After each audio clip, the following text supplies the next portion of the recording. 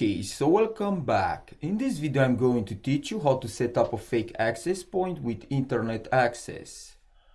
So first of all you need to install bridge utils by typing apt install bridge utils. And here you can see I already installed the program on my system.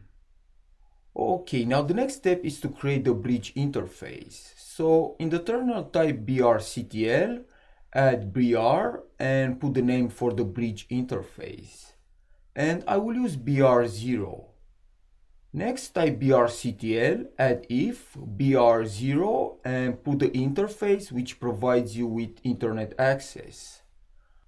So I will open a new tab and type ifconfig. And in my case I have internet access from ETH0.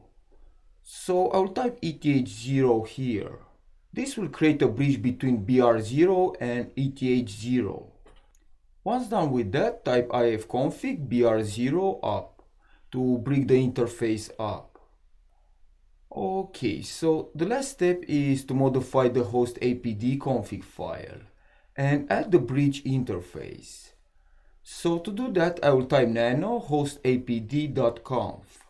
And here under the wireless interface, type bridge equal br0 and save the file. Okay, now I will start the access point using hostapd and put the location for the configuration file. And -b to run the command in the background.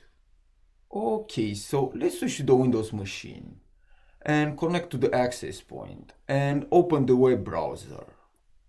And you can see I have internet access. So at this point you can use a deauthentication attack to kick users from other networks and force them to connect to your fake access point. And to do that I will go back to the Kali machine, and this time I'm going to use a different tool called MDK. So I will type MDK WLAN1mon for the wireless interface, D for the authentication and -C and put the channel number. And press enter. Now this attack is very effective because we'll disconnect all devices operating on channel 1. So that's it for now. Thanks for watching and I will see you next time.